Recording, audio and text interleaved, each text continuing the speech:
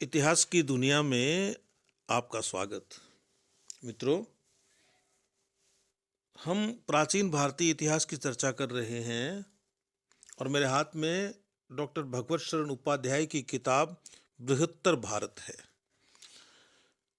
इस किताब का पहला अध्याय है भौगोलिक स्थिति और सांस्कृतिक संक्रमण।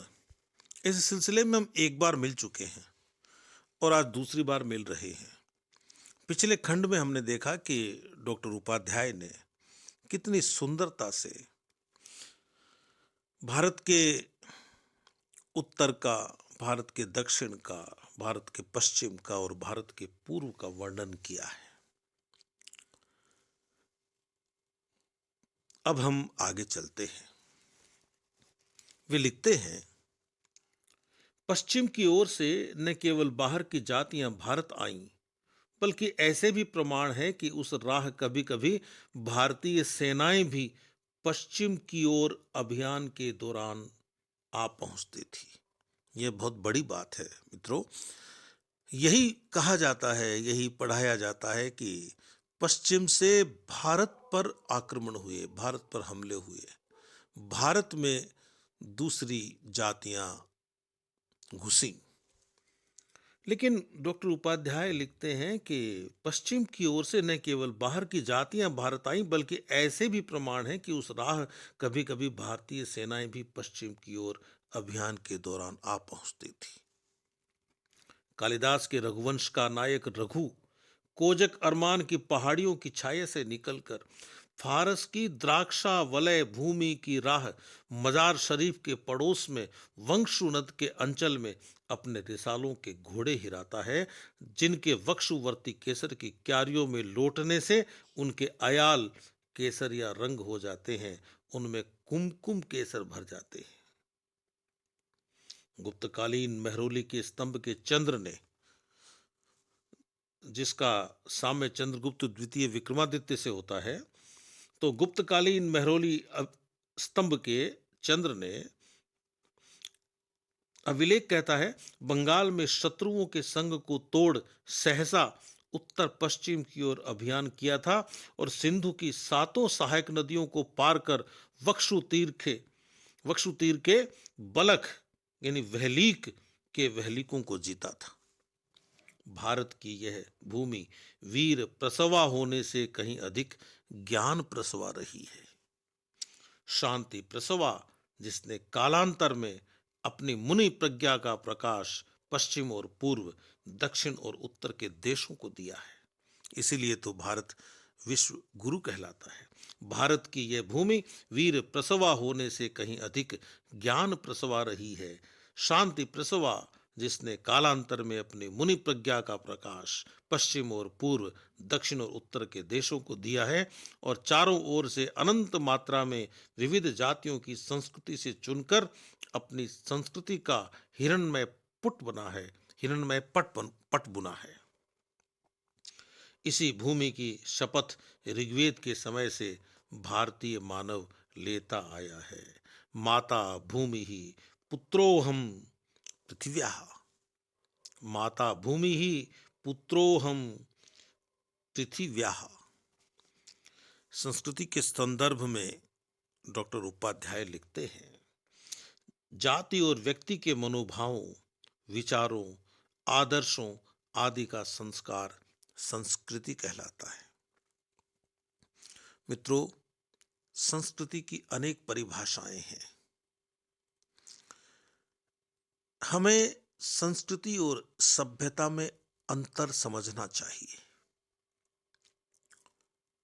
आप इस तरह समझ सकते हैं कि एक कंप्यूटर में जो सॉफ्टवेयर होता है उसे हम संस्कृति कह सकते हैं, और जो हार्डवेयर होता है उसे हम सभ्यता कह सकते हैं। संस्कृति आत्मा है, सभ्यता शरीर है। एक और भी बात मैं यहां कह देना चाहता हूं कि जब यूरोप और अमेरिका के देश संस्कृति को कल्चर कहते हैं या हम अपनी संस्कृति को कल्चर कहते हैं तो गलती करते हैं। कल्चर में वह आत्म तत्व नहीं है जो संस्कृति में है। इसलिए अंग्रेजी के शब्दों को काम लेते समय थोड़ी सावधानी बरता कीजिए। न तो कल्चर संस्कृति है, न सिविलाइजेशन सभ्यता है, न इतिहास हिस्ट्री है, न विज्ञान साइंस है। खैर, विषयांतर न हो इसलिए मैं आगे का पाठ करता हूं। जाति और व्यक्ति के मनोभावों, विचारों, आदर्शों आदि का संस्कार संस्कृति कहलाता है। आर्यों ने जो जन और व्यक्तियों को द्विजन्मा कहा, उसके अंगांगों को द्विज की संज्ञा दी, वह इसी संस्कार के संदर्भ में सार्थक है।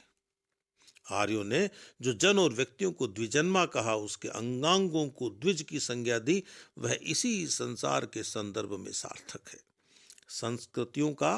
संस्कृतियों का अंतरावलंबन होता है, उसका अंतरावलंबित विकास होता है। यानी संस्कृतियां एक दूसरे पर निर्भर करती हैं, वे एक दूसरे से पल्लवित पुष्पित होती हुई आगे बढ़ती है। वे एक दूसरे से पल्लवित पुष्पित होती हुई आगे बढ़ती है। संस्कृतियों का अंतरावलंबन होता है, उनका अंतरावलंबित विकास होता है। जाति विशेष की संस्कृति उसके इतिहास में मात्र काल विशेष की है। परिवर्तन उसका प्राण भी है, उसकी विकास की प्रक्रिया भी। परिवर्तन उसका प्राण भी है, उसके विकास की प्रक्रिया भी। उसका रूप उसमें सतत परिवर्तन के कारण ही बदलता रहा है। किसी भी जाति के इतिहास पर नजर डालते ही यह स्पष्ट हो जाएगा। यह सही है कि जाति विशेष की अपनी संस्कृति होती है, जो ऊपरी दृष्टि से देखने में अन्य जातियों की संस्कृतियों से भिन्न लगती है, पर वह निस्संदेह इतनी भिन्न नहीं है जितनी भिन्न वह लगती है। कारण कि बटी रस्सी की तरह उसके उपकरण मूलतः अनेक हैं, यद्यपि बटकर वह एक हो जाती है। संस्कृति सबकी सबको देन है। सभी जातियों ने संयुक्त रूप से सभी जातियों की संस्कृतियों का निर्माण किया है। संस्कृति की अपनी समता है, जिसमें एक एक संस्कृतियां अनुस्यूत हो गई हैं। एक जाति बाहर से आती है, बसी जाति के निवास प्रांत की सीमा पर मंडराती है। दोनों में संघर्ष होता है। एक विजित हो जाती है, दूसरी विजयिनी, और या तो एक की संस्कृति दूसरी को हटाकर उसकी स्थानापन्न हो जाती है, या दोनों संस्कृतियां घुल मिलकर एक हो जाती है।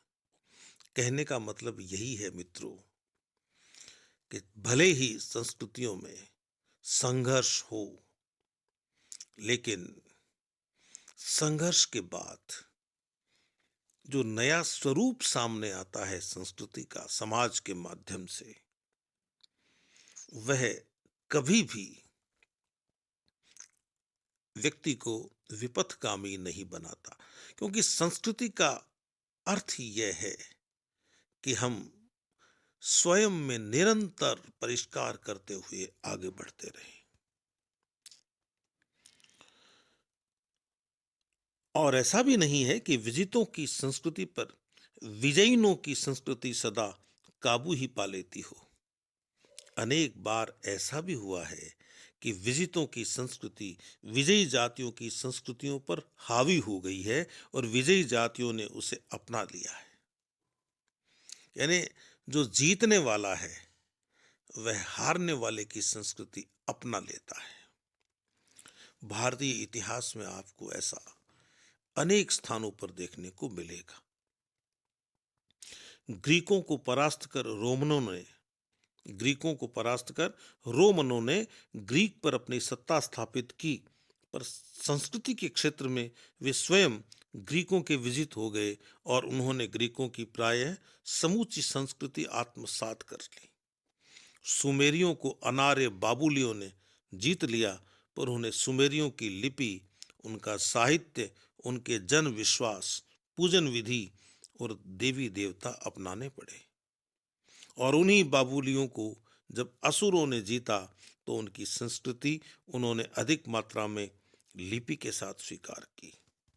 खत्ती यानी हिट्टाइट आर्य थे और बाबुलियों तथा असुरों दोनों पर उन्होंने भयंकर आक्रमण किए, पर उनकी लिपि और अधिकतर मूर्ति विधान उन्होंने अपना लिए। शास्त्र की गोठ रोकी जा सकती है, पर संस्कृति की धारा का कोई रोक नहीं है। वह अजस्र बहती है और अपने प्रवाह में राह में मिलने वाले जीवन के अवयवों को आत्मसात करती जाती है।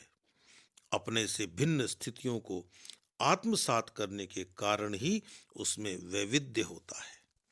यद्यपि उस विविधता की एक निजी एकता भी होती है, यद्यपि उस विविधता की एक निजी एकता भी होती है, स्वीकृत समग्रता भी।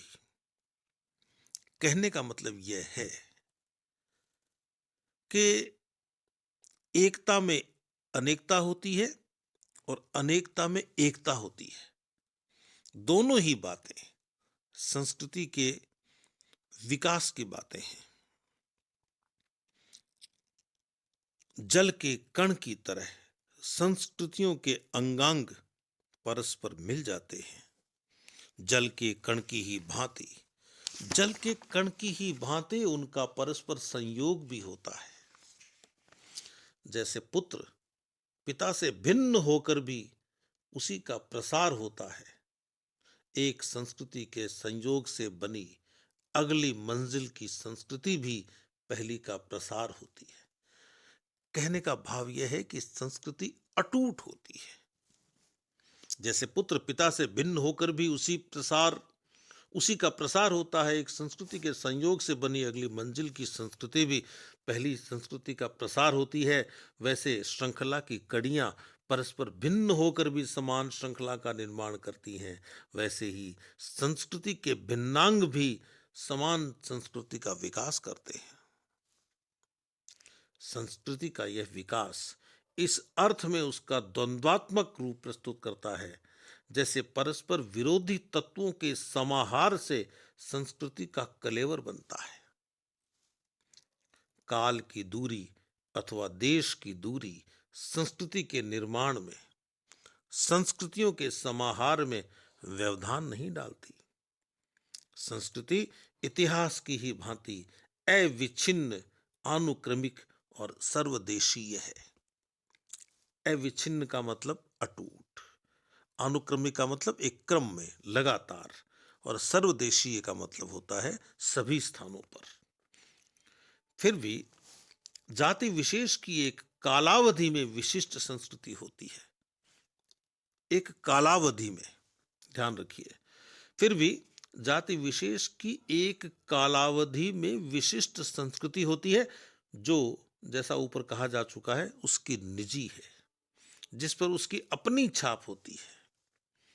जब एक संस्कृति दूसरी संस्कृति के तत्वों को पचा लेती है, तब इस सम्मिश्रित संस्कृति की कुछ काल तक अपनी इयत्ता बनी रहती है, जब तक नई जाति की नई संस्कृति का प्रभाव उसमें नए विकार नहीं पैदा कर देता। जब कोई नई संस्कृति आती है तो वह पहली संस्कृति का स्वरूप बदल देती है, ऐसा होता है। संस्कृतियों का अंतरावलंबन लक्ष्य और अलक्ष्य दोनों रूपों में सार्थक है। तो मित्रों, यह था इतिहास पाठ के अंतर्गत डॉक्टर भगवत शरण उपाध्याय की पुस्तक बृहत्तर भारत के पहले अध्याय का, जिसका शीर्षक है भौगोलिक स्थिति और सांस्कृतिक संक्रमण का दूसरा खंड। इसके तीसरे खंड को लेकर मैं फिर आपके सामने उपस्थित होऊंगा। तब तक के लिए अपने इस मित्र को आप अनुमति दीजिए। फिर मिलेंगे और हम फिर पाठ करेंगे डॉक्टर भगवत शरण उपाध्याय की किताब के अध्याय भौगोलिक स्थिति और सांस्कृतिक संक्रमण का, और यह अध्याय उन्होंने बड़े सुंदर भाषा में, मन को हरने वाली भाषा में लिखा है। अगली बार मिलें, तब तक के लिए नमस्कार।